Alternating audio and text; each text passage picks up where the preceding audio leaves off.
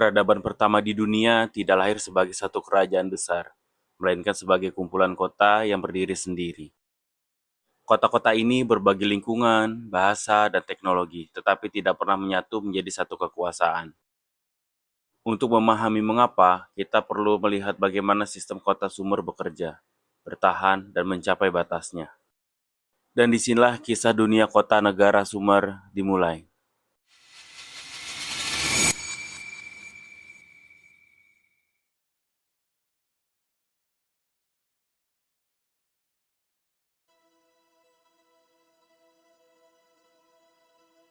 Siapa manusia yang pertama kali hidup di wilayah yang kelak dikenal sebagai Sumer? Untuk menjawabnya, kita tidak mulai dari kota atau tulisan, tetapi dari jejak kehidupan paling awal yang ditinggal manusia di rawa dan di tepi sungai. Bukti arkeologis menunjukkan bahwa wilayah ini telah dihuni oleh komunitas kecil jauh sebelum munculnya pertanian tetap. Mereka tidak hidup dari ladang, melainkan dari apa yang ditawarkan alam sekitar secara musiman. Sungai dan rawa menyediakan ikan, burung air, tanaman liar, dan jalur pergerakan yang relatif stabil. Pola hidup ini tidak menetap sepenuhnya, tetapi juga tidak sepenuhnya berpindah. Manusia kembali ke tempat yang sama karena lingkungan ini, meskipun berbahaya, selalu memberi peluang hidup baru setelah banjir surut. Dari sinilah muncul hubungan awal antara manusia dan siklus alam Mesopotamia. Namun, hubungan ini rapuh karena banjir tidak selalu membawa manfaat. Banjir dapat menghancurkan tempat tinggal, memusnahkan cadangan pangan, dan memaksa komunitas untuk beradaptasi. Pertanyaannya kemudian bergeser. Bagaimana manusia bisa tetap tinggal di wilayah yang tidak dapat diprediksi ini? Jawabannya tidak muncul sekaligus, tetapi melalui percobaan berulang dalam mengatur air dan ruang hidup. Upaya kecil untuk mengarahkan air, melindungi pemukiman, dan mengamankan pangan perlahan membentuk pola kerja bersama. Kerja bersama ini bukan hasil perencanaan besar, tetapi respon langsung terhadap risiko lingkungan. Dari respon inilah, bentuk organisasi sosial paling awal mulai terlihat. Bukan sebagai negara, bukan sebagai kerajaan, tetapi sebagai cara bertahan hidup kolektif. Sebelum ada kerajaan, manusia hidup dalam kondisi yang keras dan tidak terduga di wilayah Sumer. Sungai Tigris dan Efrat mengalir melalui tanah datar yang luas, membentuk lahan pertanian potensial sekaligus resiko banjir besar. Banjir sungai tidak teratur, kadang menyuburkan tanah, kadang menghancurkan pemukiman awal. Curah hujan rendah dan tidak stabil, sehingga pertanian tergantung pada pengolahan air. Tanah datar memudahkan pembangunan kanal, tetapi juga membuat kota mudah diserang dari arah manapun. Lahan rawa di selatan memberikan sumber ikan dan bahan bangunan, tetapi sulit diolah untuk pertanian. Kekurangan kayu dan batu memaksa penduduk mencari perdagangan dengan wilayah lain. Logam seperti tembaga dan timah sangat langka dan menjadi komoditas penting untuk alat dan senjata. Ketidakpastian lingkungan memaksa manusia bekerja sama untuk bertahan hidup, bukan menunggu seorang pemimpin tunggal. Kanal bukan sekedar saluran air, tetapi fondasi organisasi sosial dan awal politik kota. Kanal harus diperbaiki secara rutin. Setiap kota mengatur sistem pemeliharaannya sendiri.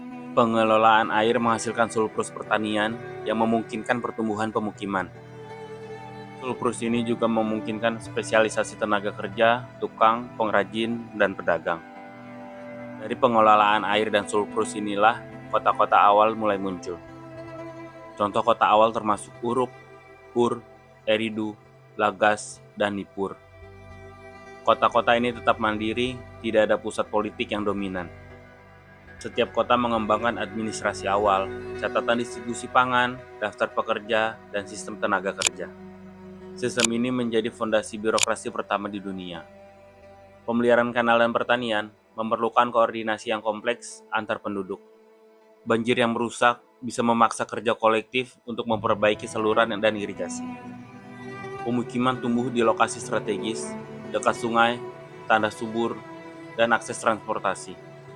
Rawa di selatan tetap menjadi sumber pangan dan bahan bangunan bagi kota-kota awal. Kekurangan logam dan kayu memaksa kota-kota membangun jaringan perdagangan awal. Sungai menjadi jalur transportasi utama, kapal kecil membawa bahan dan produk antar kota. Kanal dan sungai membentuk sistem kompleks yang menghubungkan pertanian, kota, dan pasar. Kota-kota awal mulai mengembangkan ritual dan protokol keagamaan untuk menegaskan keteraturan dan kesatuan komunitas. Festival dan upacara awal memperkuat ikatan sosial di antara penduduk kota. Bahasa dan simbol tulisan berkembang untuk mencatat distribusi, perdagangan, dan ritual. Tulisan pertama kali muncul untuk mencatat kepemilikan dan logistik, bukan cerita atau legenda. Administrasi kota mencatat tenaga kerja, hasil panen, dan persediaan, menjaga kelangsungan hidup komunitas. Kota tidak memiliki raja, kekuasaan tetap lokal dan terbatas pada komunitas. Namun, kota-kota berbagi budaya dan bahasa yang sama membentuk identitas kolektif Sumer. Lingkungan keras menuntut inovasi teknis, membuat kanal, bendungan, dan sistem pengairan. Inovasi ini menjadi dasar ekonomi kota, pertanian surplus, perdagangan, dan spesialisasi. Kota-kota berkembang di sepanjang jalur sungai utama untuk memaksimalkan irigasi dan transportasi. Tanah rawa di selatan menciptakan variasi dalam teknik pertanian, termasuk pengeringan dan pengolahan tanah. Surplus pertanian memungkinkan kota mempertahankan populasi yang lebih besar dan tenaga kerja khusus. Penduduk kota mengembangkan cara mengatur tenaga kerja untuk kanal, ladang, dan proyek publik. Birokrasi dan catatan administratif menjadi inti dari kemampuan kota untuk bertahan. Sungai dan kanal menghubungkan kota-kota satu sama lain, memungkinkan pertukaran barang, ide, dan budaya. Kota-kota ini tetap independen secara politik meski ada interaksi budaya dan ekonomi. Tidak ada kesatuan politik regional, kekuasaan tetap lokal dan berbasis komunitas. Lingkungan, sumber daya, dan kebutuhan hidup membentuk sistem kota-kota yang kompleks. Proto keagamaan dan ritual muncul untuk menjaga keteraturan sosial dan legitimasi. Kota-kota awal menjadi dasar bagi perkembangan sistem politik dan ekonomi berikutnya. Uruk, Ur, Lagas, Nippur, dan Eridu tetap menjadi pusat awal peradaban Sumer. Sistem kota ini memungkinkan manusia menghadapi tantangan alam, menyusun kehidupan sosial, dan mengelola sumber daya. Inilah awal dunia Sumer, jaringan kota yang berbagi budaya tanpa berbagi kekuasaan.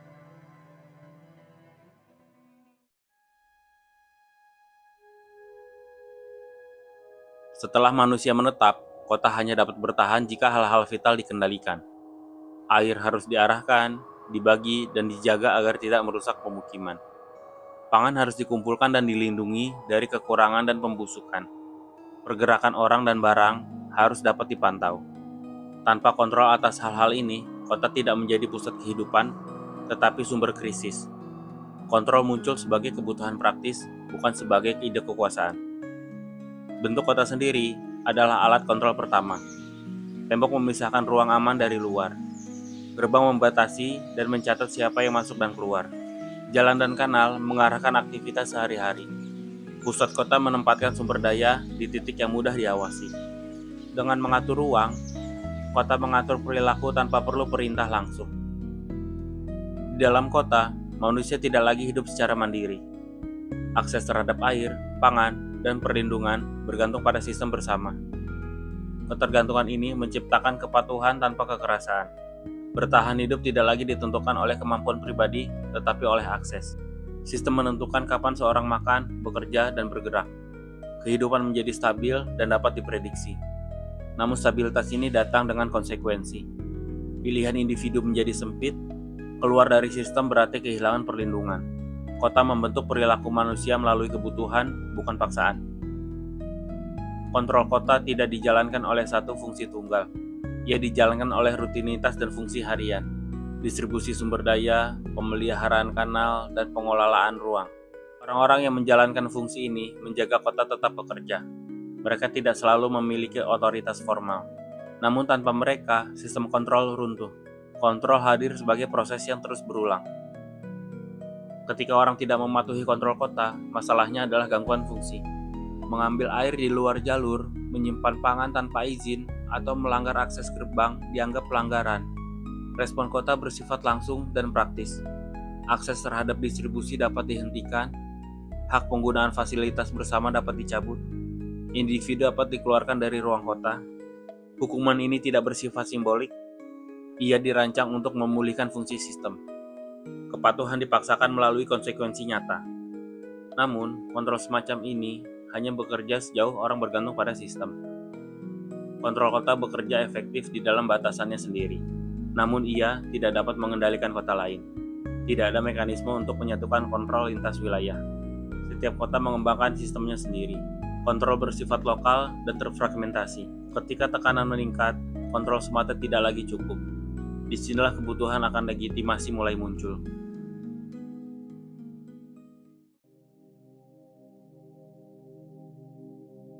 Orang Sumer hidup di lingkungan yang tidak stabil dan tidak dapat diprediksi. Sungai memberikan kehidupan, tetapi juga membawa kehancuran total. Bencana tidak datang sebagai kesalahan manusia, tetapi sebagai peristiwa alam yang tidak terhindarkan. Karena itu, dunia tidak dipahami sebagai sistem mekanis. Dunia dipahami sebagai sesuatu yang memiliki kehendak.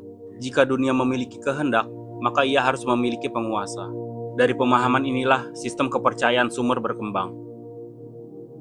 Di puncak dunia ketuhanan Sumer berdiri Anu. Anu diasosiasikan dengan langit dan otoritas tertinggi. Ia tidak berfungsi sebagai pelindung satu kota tertentu. Anu dihormati di berbagai kota sebagai sumber legitimasi kosmik. Perannya bukan mengatur kehidupan sehari-hari, tetapi memberi hak untuk memerintah. Otoritas Anu bersifat jauh, stabil, dan jarang dipertanyakan. Dalam dunia Sumer, kekuasaan tertinggi tidak harus terlihat untuk diakui.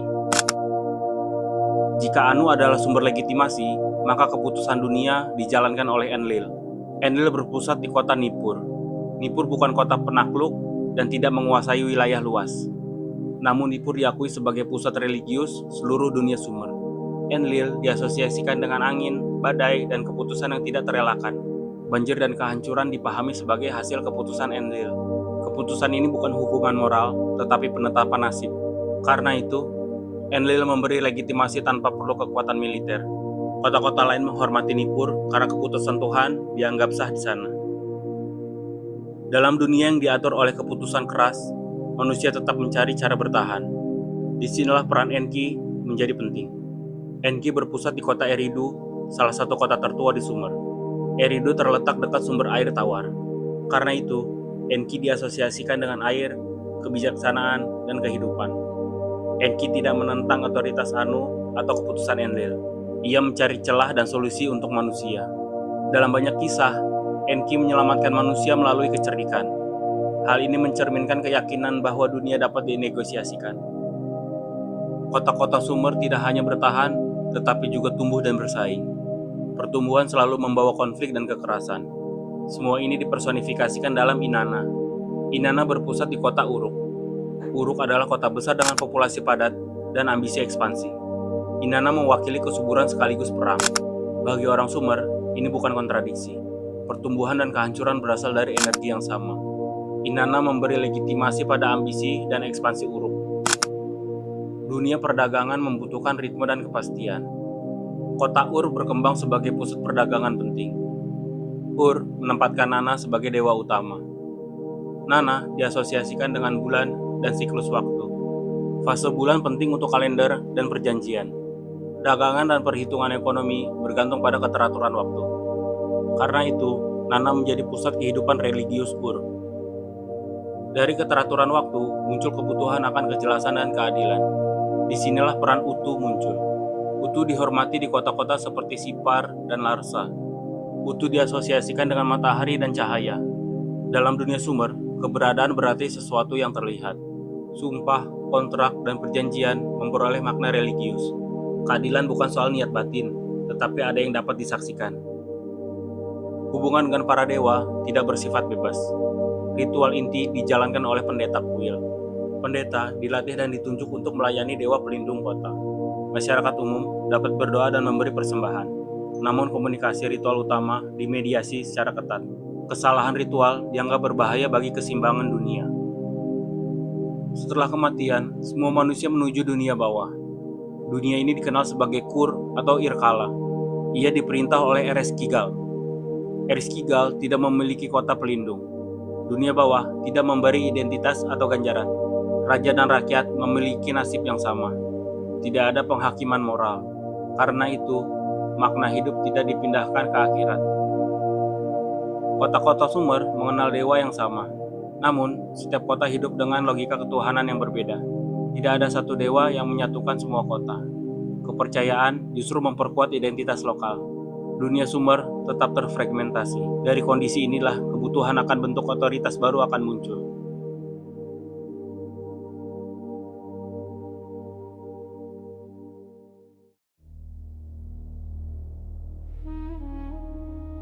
Dalam dunia Sumer, kota adalah rumah literal bagi dewa pelindungnya. Ziggurat berdiri di pusat kota, bukan sebagai simbol, tetapi sebagai pusat kehidupan. Namun dewa tidak memperbaiki kanal, tidak memimpin pasukan, dan tidak menyelesaikan sengketa tanah. Ritual memberi makna, tetapi tidak memberi keputusan. Ketika kota membesar dan konflik meningkat, kepercayaan saja tidak lagi cukup. Dari kebutuhan praktis inilah otoritas manusia mulai muncul. Irigasi menuntut koordinasi lintas keluarga dan kuil. Distribusi gandum harus diawasi agar tidak menimbulkan kelaparan. Sengketa tanah muncul akibat batas kanal dan ladang. Serangan antar kota menuntut keputusan cepat, bukan ritual panjang. Masalah-masalah ini menuntut perintah, pengawasan, dan paksaan. Disinilah peran pemimpin manusia menjadi tak terelakkan. Otoritas paling awal di Sumer bersifat teokratis. Pemimpin awal dikenal sebagai En, pendeta raja. En bertindak sebagai perantara antara kota dan dewa pelindungnya. Ia mengelola tanah kuil, irigasi, dan distribusi hasil panen. Kota dipahami sebagai rumah tangga dewa, dan En adalah pengelolanya. Seiring waktu, peran ini berkembang menjadi Ensi.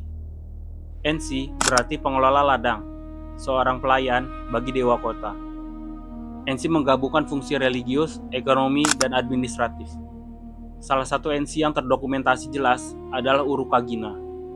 Urukagina mencatat reformasi untuk membatasi penyalahgunaan elit dan pendeta. Ini menunjukkan bahwa otoritas sudah menjadi area konflik sosial. Ketika konflik antar kota semakin sering, otoritas religius tidak lagi cukup. Kota membutuhkan pemimpin yang mampu memimpin perang. Dari sini muncul gelar Lugal. Secara harfiah berarti orang besar. Lugal adalah pemimpin militer, bukan pendeta. Ia memperoleh kekuasaan melalui keberhasilan di medan perang. Salah satu Lugal awal yang terdokumentasi adalah Eannatum. Eannatum menaklukkan kota Umma dan memperluas kekuasaan Lagas. Kemenangannya diabadikan dalam Stele of Vultures. Prasasti ini menyatakan bahwa Enlil sendiri memerintahkan perang tersebut. Dengan cara ini, kekuasaan militer dilegitimasi secara ketuhanan. Kontrol dijalankan melalui sistem kuil, kalender, dan distribusi. Otoritas dijalankan oleh individu dengan hak memerintah. Kontrol bersifat rutin dan administratif. Otoritas bersifat situasional dan koersif. Dalam krisis, keputusan Lugal dapat mengesampingkan sistem kuil. Inilah perbedaan mendasar antara pengelolaan dan kekuasaan. Meskipun kuat, otoritas Sumer tidak pernah mutlak. Penguasa tetap terikat pada dewa kota. Dewan kota dan elit kuil dapat menentang keputusan penguasa.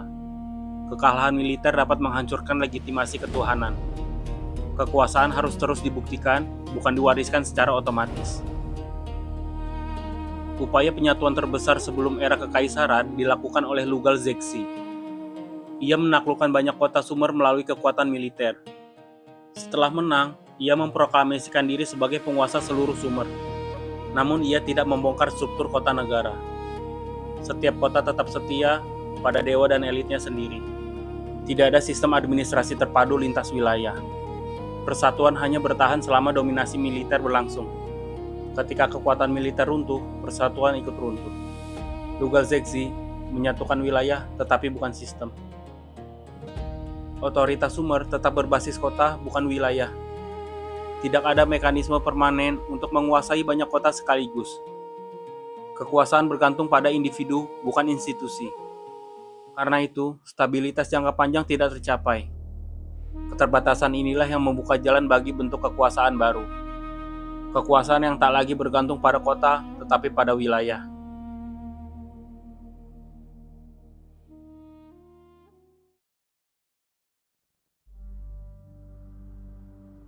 Perang di Sumer bukan penyimpangan, tetapi kondisi normal. Kota-kota Sumer hidup dalam rivalitas hampir konstan antara 3100 hingga 2350 sebelum Masehi. Penyebabnya bukan ambisi pribadi, tetapi kelangkaan sistematik. Air, tanah subur, dan akses dagang tidak pernah cukup untuk semua kota. Setiap kota bergantung pada sistem irigasi yang sama. Dalam sistem seperti ini, keuntungan satu kota berarti kerugian kota lain. Konflik menjadi tak terelakkan secara struktural. Air adalah sumber daya paling menentukan di Sumer. Kota di hulu memiliki kekuatan atas kota di hilir. Dengan membangun kanal atau bendungan, aliran air dapat dibatasi. Ladang kota tetangga dapat dikeringkan tanpa satu tombak pun dilempar. Dalam beberapa konflik, kanal sengaja dirusak untuk membanjiri sawah musuh. Air digunakan sebagai senjata strategis. Perang sering dimulai jauh sebelum pertempuran fisik terjadi. Sengketa air hampir selalu berubah menjadi sengketa teritorial. Konflik paling terkenal berpusat pada wilayah Gu Edena. Gu Edena adalah lahan subur di perbatasan Uma dan Lagas. Wilayah ini menjadi sumber perang lintas generasi. Batas wilayah ditandai oleh tugu batu yang disahkan secara religius. Memindahkan atau merusak tugu ini dianggap pelanggaran dewa. Tindakan tersebut bukan hanya provokasi politik, tetapi juga penistaan. Perang dipahami sebagai respon wajib atas pelanggaran sakral. Kota-kota Sumer tidak memiliki kayu, logam, atau batu. Mereka bergantung pada jalur dagang jarak jauh. Menguasai simpul perdagangan berarti bertahan hidup. Kota yang kehilangan akses dagang menghadapi kehancuran ekonomi. Populasi yang tumbuh memperparah tekanan ini. Tanah yang menurun kesuburannya akibat salinasi memicu ekspansi paksa. Perang menjadi solusi terakhir terhadap krisis lingkungan. Konflik menjadi perang ketika otoritas mengambil alih. Peran Lugal muncul sebagai pemimpin militer penuh. Ia merencanakan kampanye, bukan sekedar merespon ancaman. Tenaga kerja pertanian berubah menjadi milisi negara. Perang kini dijalankan sebagai kebijakan kota. Kekerasan menjadi terorganisir dan berulang. Inti pasukan Sumer adalah infanteri berat. Mereka bertempur dalam formasi blok rapat. Barisan depan membawa perisai besar dari leher hingga kaki. Di belakangnya, 6 baris prajurit menusukkan tombak panjang. Formasi ini menciptakan dinding ujung tombak. Tujuannya bukan manuver, tetapi dorongan kolektif. Milisi yang tidak terorganisir akan runtuh secara fisik dan psikologis. Setelah barisan musuh pecah, pasukan kapak masuk untuk menghabisi. Senjata Sumer berevolusi dari tembaga ke perunggu. Kapak soket memungkinkan hantaman lebih kuat tanpa patah. Pedang sabit dirancang untuk tebasan, bukan tusukan. Gada berflensa berevolusi untuk menembus helm lawan. Inovasi senjata memicu perlombaan teknologi pertahanan. Helm perunggu dan jubah berlapis logam menjadi standar prajurit elit. Sumer memperkenalkan roda ke medan perang. Kendaraan tempur mereka adalah gerobak berat beroda 4. Ditarik oleh onager, bukan kuda. Kendaraan ini lambat, tidak cocok untuk duel cepat. Fungsinya sebagai pos komando bergerak dan gudang senjata. Dalam pengejaran, gerobak digunakan untuk menggilas musuh yang lari. Ini adalah senjata psikologis, bukan kavaleri. Kekuasaan Sumer berpusat di kota bertembok. Dinding bata lumpur menjadi benteng utama. Penyerangan menggunakan pendobrak dan penggali terowongan. Sungai dialihkan untuk meruntuhkan fondasi tembok. Kota bertahan dengan sistem gerbang berlapis dan parit air. Pengepungan adalah perang kesabaran, bukan serangan cepat. Perang di Sumer adalah gugatan dewa. Kota dianggap milik pribadi dewa pelindungnya. Ninggirsu adalah pemilik Lagas, Sara milik Uma. Pemimpin bertindak sebagai penggarap dan jenderal dewa. Prasasti menggambarkan dewa bertempur sebelum manusia. Kemenangan adalah keputusan kosmik, bukan keberuntungan. Kekalahan berarti dewa menarik dukungan. Monumen perang tertua adalah Stele de Vultures, dibuat oleh Eanatum dari Lagas. Sisi mitologis menunjukkan Ninggirsu menangkap musuh dalam jaring raksasa. Sisi historis menunjukkan pasukan dalam formasi falanks. Burung Nasar membawa kepala musuh yang terpenggal. Ini adalah propaganda, bukan laporan netral. Ia menegaskan perang sebagai kendali dewa. Kota yang kalah tidak dihancurkan secara permanen. Elit lokal tetap hidup. Dewa kota tidak digantikan. Tidak ada administrasi pendudukan. Kemenangan berhenti saat pasukan pulang. Perang harus diulang. Siklus konflik menjadi permanen. Lugal Zeksi hampir menyatukan Sumer. Ia menaklukkan kota demi kota. Ia mengklaim gelar penguasa seluruh negeri. Namun ia tidak membangun sistem terpadu. Kesetiaan tetap bersifat lokal dan religius. Ketika ia jatuh, persatuan lenyap. Perang terbukti tidak mampu menciptakan tatanan. Sumer gagal menghentikan perang dengan pedang. Solusi lain diperlukan. Bukan kekuatan, tetapi aturan. Bukan kemenangan, tapi pencatatan. Dari kegagalan perang, hukum dan tulisan menjadi jalan keluar.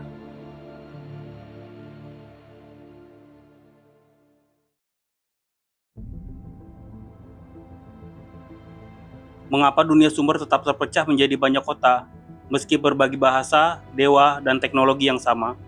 Karena kesamaan budaya di Sumer tidak pernah dirancang untuk menciptakan satu pusat kekuasaan. Bahasa dan teknologi menyebar melalui praktik, bukan melalui otoritas politik. Kota-kota Sumer tumbuh sebagai unit mandiri yang lengkap sejak awal.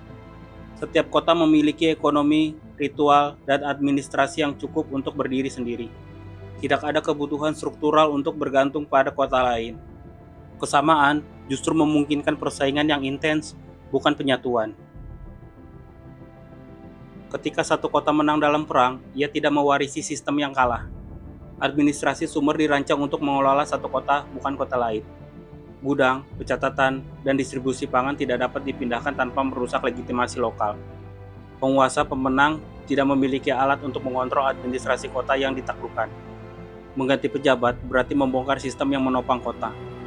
Akibatnya, kemenangan militer hanya menghasilkan tekanan, bukan integrasi. Kota yang kalah tetap memiliki struktur internal yang utuh.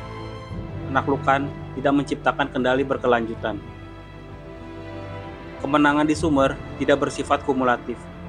Setiap konflik menghabiskan sumber daya pemenang. Tenaga kerja ditarik dari pertanian ke peperangan. Produksi pangan terganggu justru setelah kemenangan dicapai. Kota pemenang harus kembali menstabilkan wilayahnya sendiri. Keuntungan politik tidak bertahan lebih lama dari krisis berikutnya. Generasi berikutnya menghadapi sengketa yang sama. Keberhasilan militer tidak diwariskan sebagai kekuasaan regional.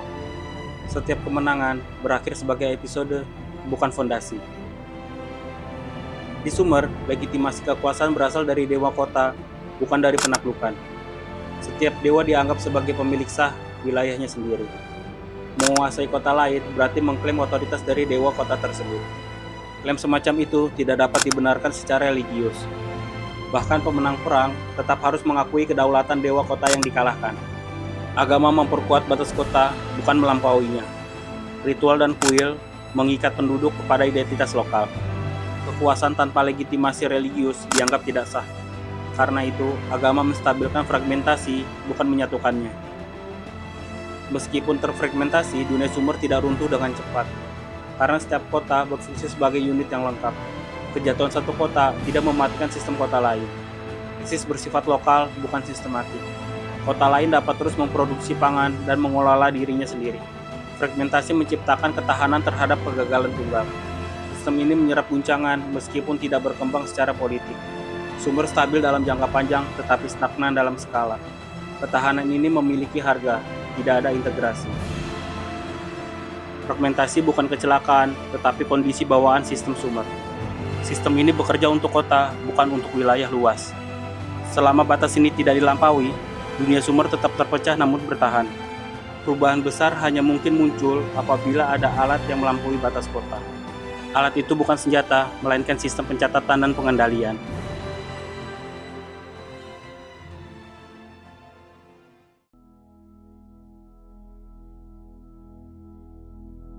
Apa yang kita sebut tulisan Sumer bukan alfabet, bukan pula bahasa yang ditulis seperti hari ini.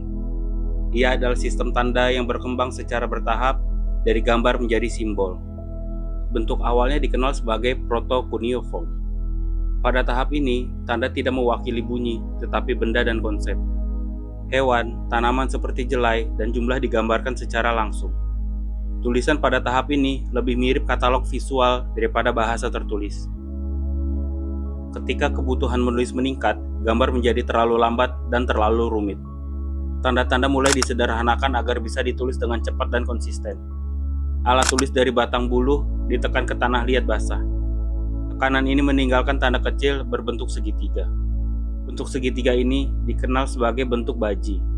Dari sinilah muncul istilah cuneiform dari bahasa Latin cuneus, berarti baji. Perubahan ini bersifat teknis dan praktis, bukan artistik. Pada awalnya, sistem ini tidak mencatat bahasa lisan secara langsung. Namun, seiring waktu, tanda mulai digunakan untuk mewakili bunyi. Satu tanda dapat dibaca sebagai benda, ide, atau suku kata. Dengan cara ini, tulisan mulai menangkap struktur bahasa lisan. Daftar benda berubah menjadi rangkaian kata. Tulisan berkembang dari sistem pencatatan menjadi sistem bahasa. Tulisan cuneiform pada awalnya digunakan untuk mencatat satu bahasa tertentu. Bahasa itu adalah bahasa Sumeria, bahasa lisan masyarakat Sumer. Bahasa Sumeria bukan bahasa simetik dan tidak berkerabat dengan bahasa Akkadia. Ia memiliki struktur dan kosakata yang berbeda. Dengan tulisan, bahasa Sumeria untuk pertama kalinya dapat direkam secara permanen. Ketika penutur bahasa lain mulai berinteraksi dengan kota-kota Sumer, sistem tulisan tidak diganti. Sebaliknya, tanda-tanda cuneiform digunakan untuk menulis bahasa lain. Bahasa Akkadia, bahasa simetik mulai ditulis dengan sistem yang sama. Satu sistem tulisan kini melayani lebih dari satu bahasa.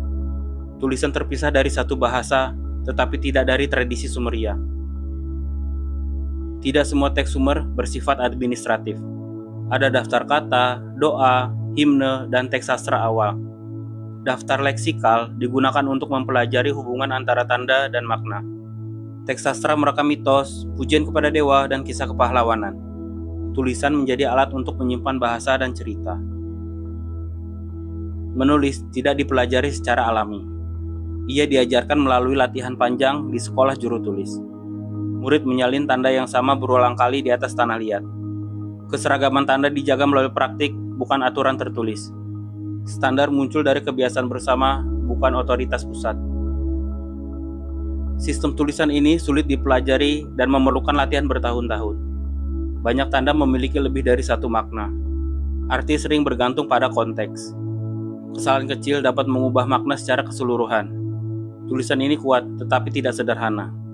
Tulisan Sumer tidak ditulis di atas kertas atau papirus.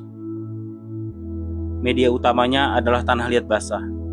Juru tulis menekan batang bulu ke permukaan tanah liat untuk membentuk tanda. Tulisan dibuat saat tanah masih lunak dan dibiarkan mengering. Kesalahan sulit diperbaiki sehingga penulisan menuntut ketelitian tinggi. Setelah kering, teks menjadi tetap dan tidak mudah diubah-ubah. Tidak semua orang di dunia Sumer dapat menulis. Kemampuan menulis terbatas pada kelompok kecil juru tulis terlatih. Menulis memerlukan waktu belajar yang panjang dan disiplin tinggi. Sebagian besar penduduk hanya berinteraksi dengan tulisan, bukan menghasilkannya. Tulisan hadir dalam kehidupan sehari-hari, tetapi tidak dikuasai secara luas. Tulisan Sumer menjadikan bahasa sesuatu yang bisa disentuh dan disimpan. Namun, sistem ini tetap terikat pada kota dan tradisi lokal. Ketika penutur bahasa lain menguasai sistem ini, skalanya berubah.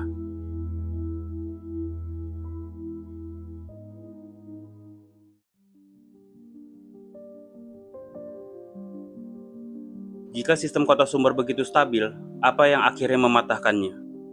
Jawabannya bukan keruntuhan internal, tetapi tekanan dari cara berpikir yang berbeda. Sistem kota Sumer dirancang untuk bertahan, bukan untuk menguasai wilayah luas. Ketika tekanan datang dari luar logika kota, batas sistem itu terlihat jelas. Pada akhir milenium ketiga sebelum Masehi, seorang penguasa bernama Sargon of Akkad muncul di Mesopotamia. Ia bukan penguasa satu kota Sumer dan tidak terikat pada satu dewa kota. Basis kekuasaannya tidak dibangun dari satu pusat kota, tetapi dari kendali wilayah. Inilah perbedaan mendasar yang mengubah segalanya. Sargon tidak menciptakan alat baru. Ia menggunakan alat yang sudah dikembangkan oleh kota-kota Sumer. Tulisan, juru tulis, dan administrasi kota tetap dipakai. Tetapi tujuannya berubah dari menjaga kota menjadi mengelola wilayah. Kota tidak lagi menjadi pusat, melainkan simpul dalam jaringan kekuasaan. Sistem tulisan cuneiform tidak ditinggalkan. Ia justru digunakan pada skala yang lebih luas. Bahasa Akkadia, bahasa simetik ditulis dengan sistem yang sama. Untuk pertama kalinya, satu sistem tulisan digunakan secara sadar untuk pemerintahan teritorial. Tulisan menjadi alat integrasi, bukan hanya tradisi kota. Kekuasaan tidak lagi bergantung pada legitimasi satu dewa kota. Ia terikat pada figur penguasa dan aparat yang bergerak lintas kota. Kemenangan tidak direset oleh batas kota. Kota yang ditaklukkan tetap berfungsi, tetapi berada di bawah kendali pusat. Inilah awal dari akumulasi kekuasaan yang berkelanjutan. Logika kota Sumer tidak langsung hilang. Kuil, tradisi, dan bahasa Sumeria tetap digunakan. Namun mereka tidak lagi menentukan arah kekuasaan. Kota menjadi bagian dari struktur yang lebih besar.